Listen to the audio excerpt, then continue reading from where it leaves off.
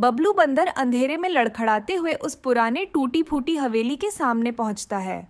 चारों तरफ सूखे पेड़, झाड़ियां और पुरानी दीवारों पर उगाए काई के निशान। दरवाजा अपने आप धीरे धीरे चरमराता हुआ खुलता है, जैसे किसी ने उसका इंतजार किया हो।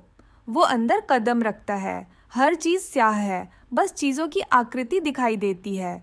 हवा में अजीब सी गंध है। तभी उसे एक बड़ा सा शीशा दिखता है, जिसके सामने एक लाल रोशनी टिमटिमा रही होती है। बबलू उसके पास पहुंचता है। तभी उस शीशे से अचानक एक जादुई चुड़ैल निकलती है।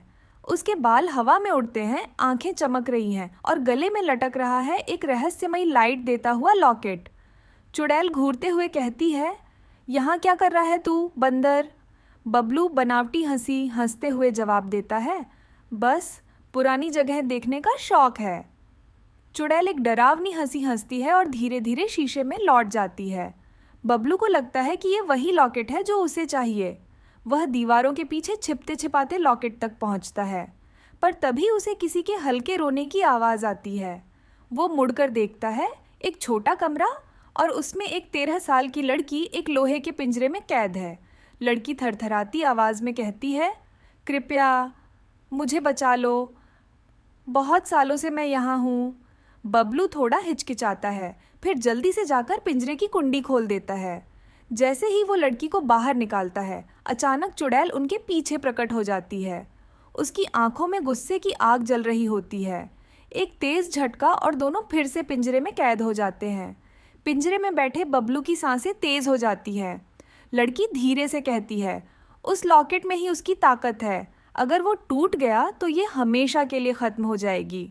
बबलू कुछ पल चुप रहता है, फिर अपना स्कार्फ हटाकर उसके पीछे से वही लॉकेट निकालता है जो वो पहले ही चुपचाप चुरा चुका था।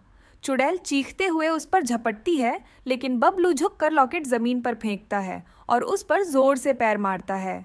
धमाका होता है, सारी हवेली कांपती है। चुड़ैल दर्द से चिल्लाते हुए वापस शीशे में समा जाती है और शीशा खुद ब खुद टूटकर बिखर जाता है। पिंजरे की सलाखें झड़कर गिर जाती हैं। बबलू और लड़की आज़ाद हो जाते हैं। दोनों दौड़ते हुए बाहर आते हैं।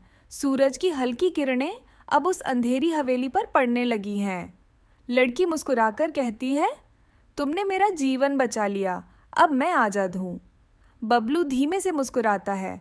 कभी कभी डर से भागने की जगह उसका सामना करना ही असली चालाकी है।